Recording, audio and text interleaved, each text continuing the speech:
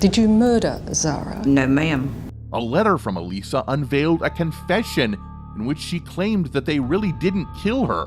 Born on November 16, 1919 in Wagga Wagga, New South Wales, Zahra's life had never been simple. For years, she was plagued by illnesses, during which her family broke apart and another Sound better than without them. woman stepped into her life, taking on the role of a stepmother. Soon, questions started to emerge about this new mother figure in Zahra's life. Was this little girl being subject to abuse? Was she being mistreated at home? Eventually, she disappeared, and all the secrets came splashing out, revealing the true colors of Elisa Baker. Do you sleep at night knowing a little disabled girl was cut into pieces and thrown away? Some nights are hard, but I miss her. Her parents, Emily Dietrich and Adam Baker, started their journey in Wagga Wagga, but postpartum depression gripped Dietrich after Zahra's birth, leading her to relinquish custody to Adam. The family then uprooted to Giru, Queensland, where Adam worked in a sugar mill. What happens to a child when their family is broken up at such a young age? Baker hasn't faced, That's the truth, isn't it? No, ma'am. till now. You thought that got you off the hook? That's next on 60 Minutes. It was a crime as brutal as it was unimaginable. 10-year-old Australian girl Zahra Baker was murdered and dismembered by her American... Whatever the case, complications in Zahra's life did not end there. At the age of 6, she was diagnosed with bone cancer, followed by lung cancer. This led to the amputation of the lower part of one leg and the necessity of hearing aids. Despite this, she emerged as a powerful young girl, fearlessly getting through these deadly diseases. So, when exactly did things begin to go wrong? Adam's life soon intersected with Elisa Fairchild, a woman with a complex past hailing from western North Carolina. I walked over to the bed and I said, Zahra. She still didn't move. I put my hand on her and I could tell she wasn't breathing.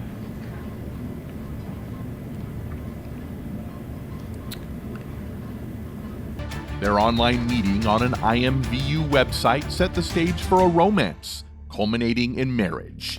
Sounds pretty great, right?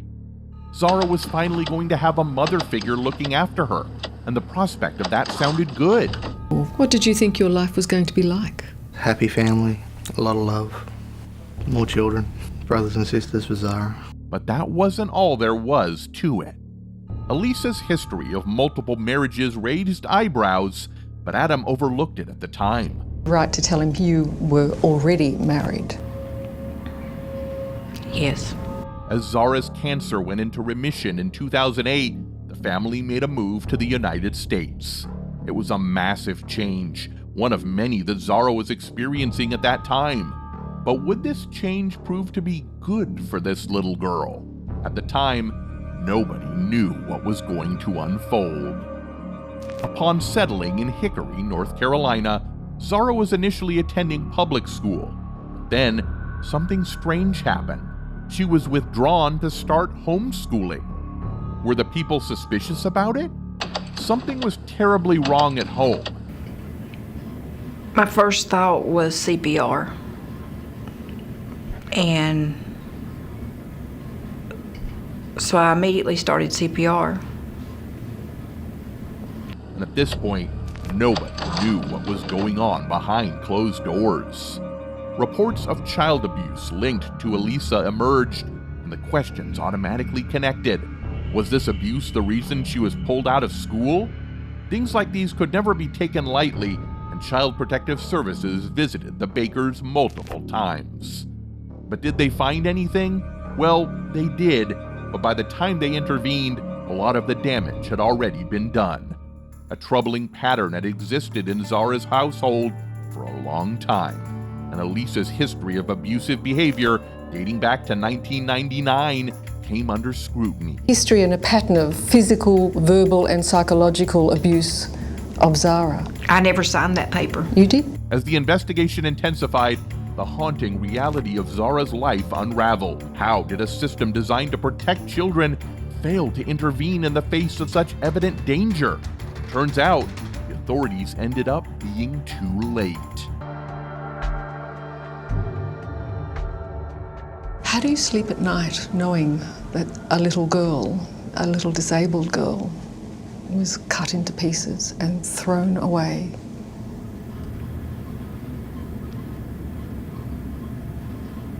On October 9th, 2010, 911 call reported a fire at the Baker residence. A ransom note and the smell of gasoline added layers of mystery to the scene. Was the family still inside the house? Things were soon about to become clear. A second 911 call reported Zahra missing and revealed a $1 million ransom note on Adam's truck. There was a puzzle to solve here. Was the fire a diversion? Who was behind Zahra's disappearance? Were both of these people the same? If you were to guess the culprit at this point, whom would you point your finger at? Elisa Baker faced the spotlight early on when she failed a polygraph test, which exposed several questions. What did Elisa Baker know about Zahra's fate? And who was behind the cryptic ransom note?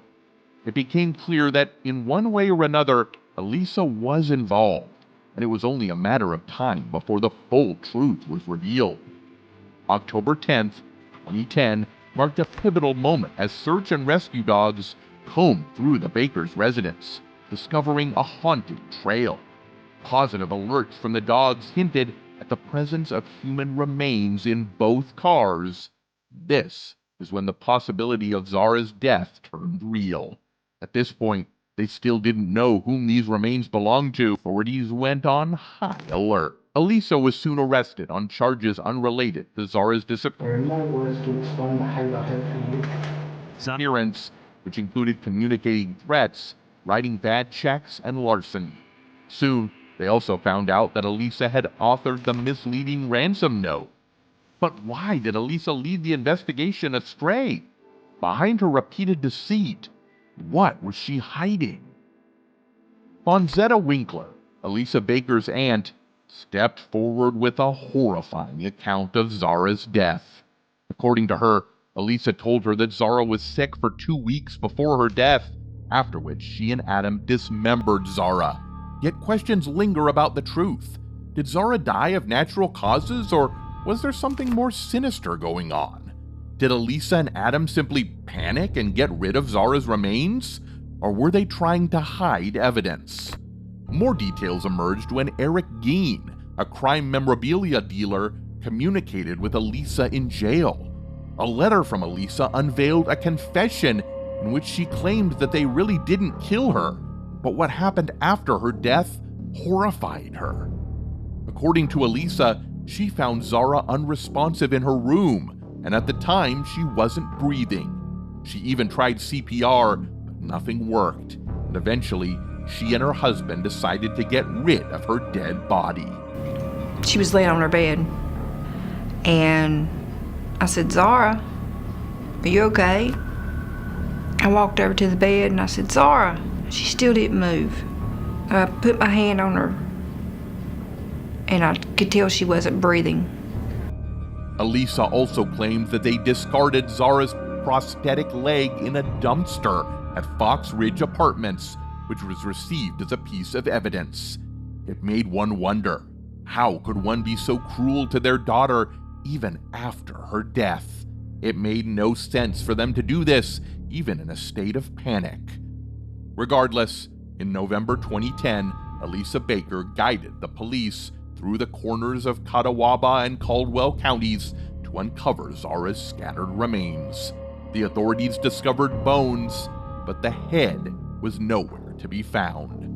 In the end, Zahra's death was ruled an undetermined violent homicide. Elisa was indicted for second-degree murder with aggravating circumstances and was eventually sentenced to 18 years in prison in 2013. No evidence was found linking Adam to the death, so he faced no charges. Thanks for watching. We'll see you the next video.